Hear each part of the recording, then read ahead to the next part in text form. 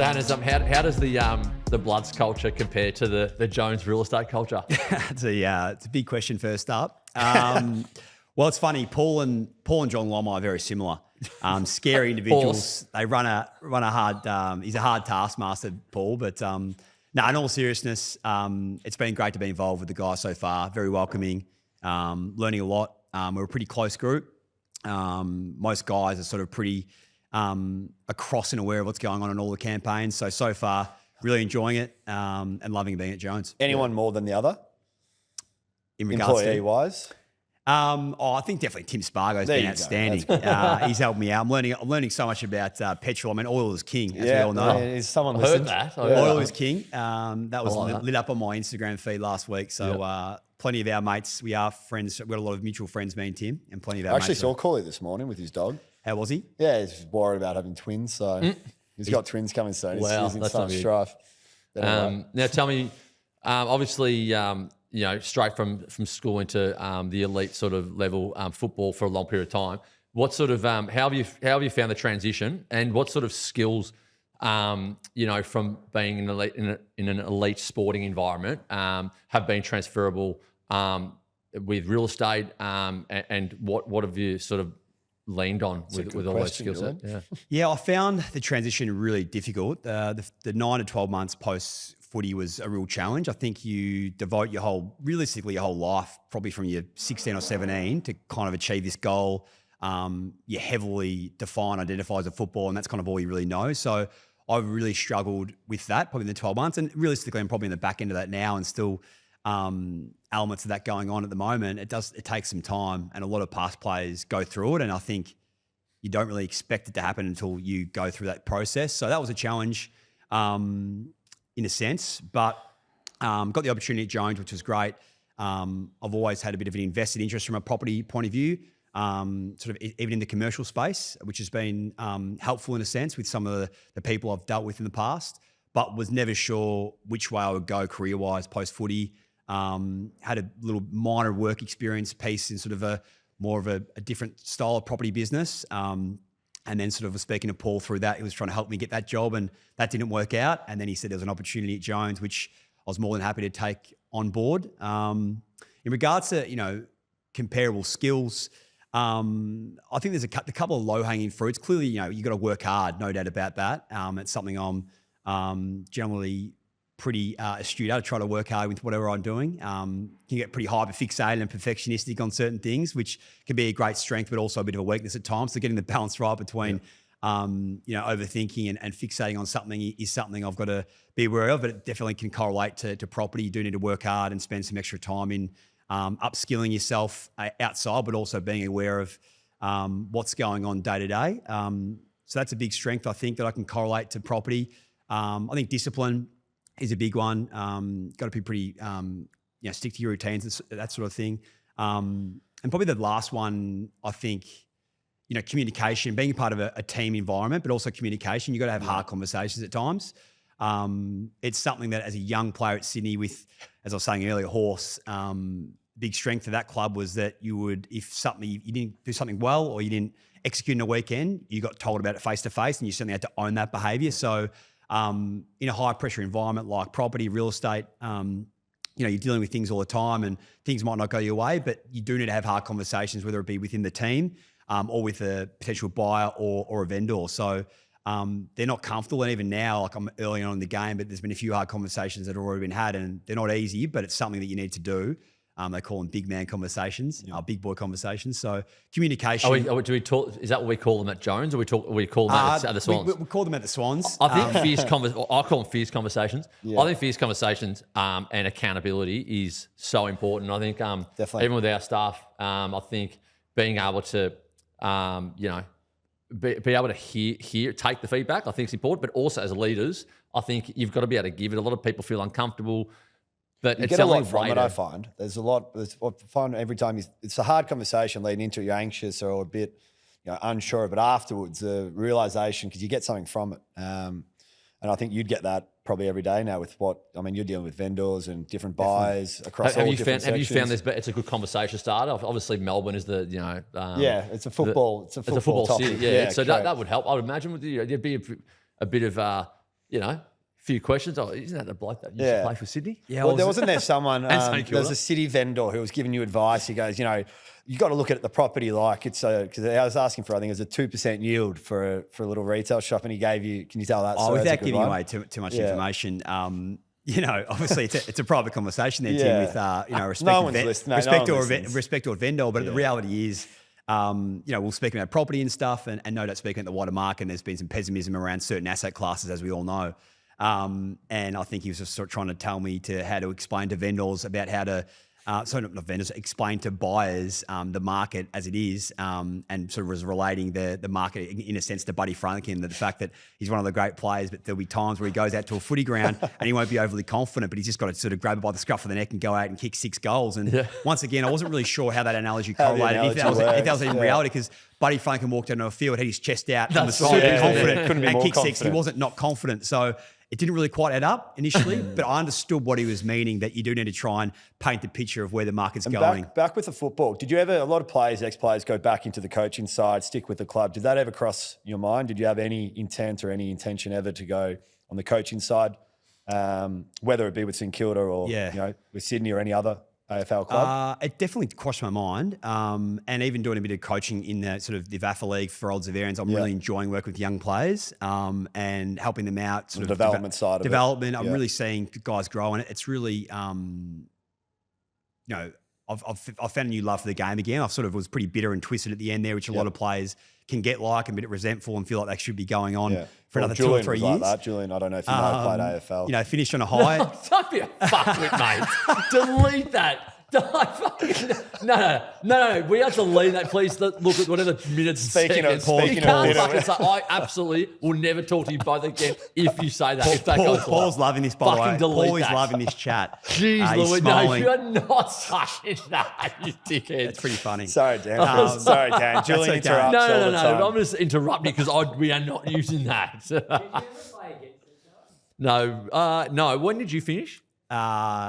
School? Sorry. I finished school 2008 or 9. I think 2009. No, we would have just missed each other for school footy. We probably would have beaten you though, St. Kilda. I had a question for you though, Hannes. So, talk to me about obviously in property. I reckon being honest is really, really important, and there is similarities I feel between AFL players when they're media trained, when they get interviewed, are very programmed of what to say, and sometimes real estate agents are very programmed and say the same thing over and over, and you can pick it from a mile Like a away. script almost. Yeah, but I feel like the best ones, the best agents and the best players, or media performers for players, I feel like are the ones that are respectful but speak honestly, and give themselves to the interview, or with property, when you actually get that connection via the agent being honest. I think it's really important. 100%. I recently spoke to an agent, not Jones, another agency, about a property, and you could not have been more sort of programmed. And it was just, I found it a bit dishonest or Not authentic in a way. Exactly. And it sort of Do you goes, think okay, I'm something's not wrong going with to the ask property, or if they tell you like this is the price, or do you just go, I don't trust you? Is there Exactly. that You doubt won't the lean doubt. on their advice, I Correct. suppose, for that property anymore. You probably just do your own DD.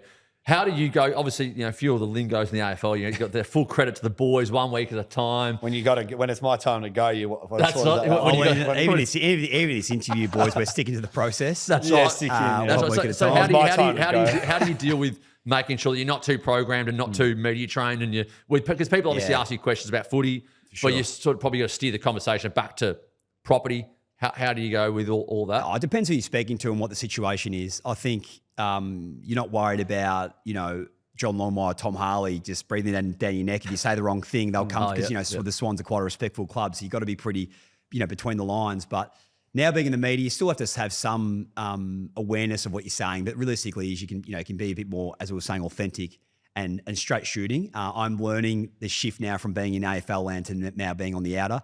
And from a client perspective in property, I think probably takes a bit of time to build the rapport, probably first and foremost, but then probably an element of vulnerability and authenticity in a sense where you can break down the barriers and then feel like you've got the relationship to be able to have those hard conversations. If you probably go, straight off the bat, straight away it might be met with a bit of, oh, hang on, what's this guy talking about? Yeah. So I think it's just a bit of a feel. But at the same time, I think it's important to,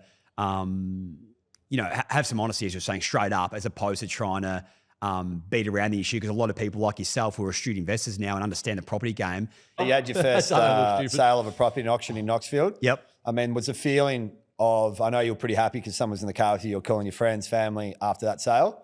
Sorry for embarrassing you. Can you talk about, the feeling of that compared to... Who told you that? Sam. On your guesty. But it's a nice, Nah, for sure. You're obviously very happy. It was a good result. about. You did a lot. I mean, not many people have just jumped into something like that and transacted, especially in this market. So can you talk a bit, the feeling you got from, I guess, successfully running a campaign and executing it at the end?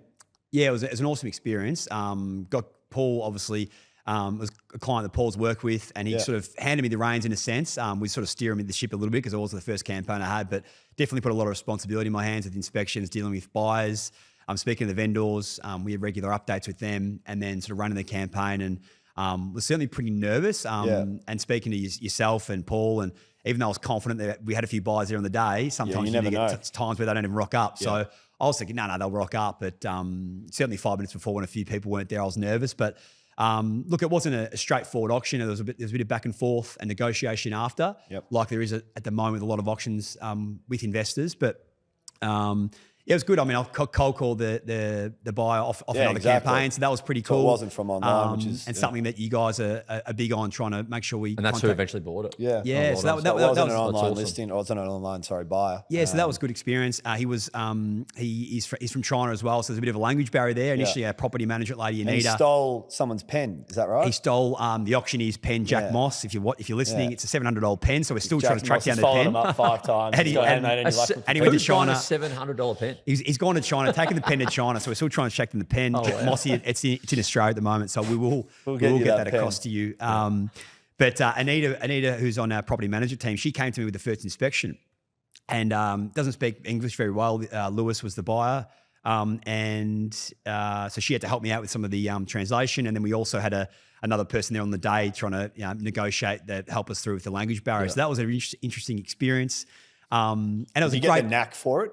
People say it's a cringy, awkward, but did you get that and go, I want the next, I want another? There was definitely that feeling, that adrenaline and I guess dopamine rush at the end. I was like, I want the next one. I think when you're running out against, with 80 or 90,000 people in the MCG, it's really hard to meet that peak experience. I'll probably never, ever get that in whatever I do.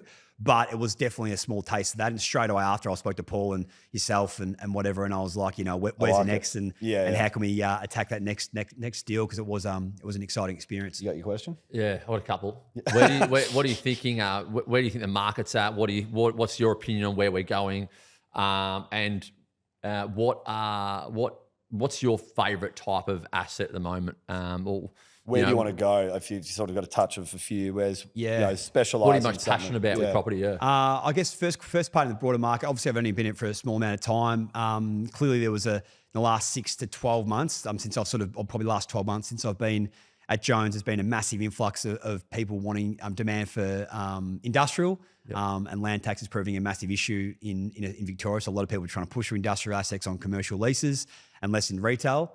And some of the data we're seeing is a lot of people from an institutional standpoint are going on to strip retail and large format and shopping centres. So there's a bit of a different vibe in regards to which buyer and investor you're looking at and where they're trying to put their money in. So it's a challenge with interest rates and land tax from a Victorian standpoint. So it'd be interesting to see how the next 6 months plays out. But in regards to where my sort of passion lies at the moment, I think I spoke about earlier, I've got a bit of an invested interest with some property actually overseas. I'm quite close to the Drapac family. They've started a fund over there about 10 to 15 years ago.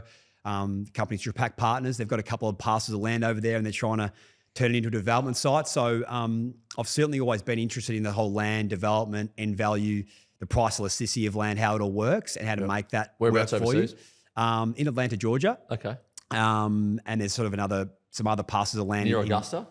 Not too far, and some other parts of land as well in South, I think North Carolina and also in Arizona as well. So, look, having a bit of a feel of that and speaking to them and then getting their feels on what the broader market's doing in Australia. I speak to them quite regularly and Sebastian Drapaki was an agent for CBRE as well. So speaking of those guys as mentors, as well as Tim and Paul and these sort of people that are really astute in the market and been around for a long time, having different people and touch points, I think has been really helpful. So the development side of things, you're very sort of... I think so, yeah. I think that's sort of where I'd like to head, like long term. But once again, at the moment, doing a bit of sales and leasing, and I think having a wider holistic approach in the market is important. I think we're seeing recently, I think Paul and yourself might have got a buyer to a site in Abbotsford, which was basically off another campaign and a completely different asset class. So having an ability to deal with... That was me.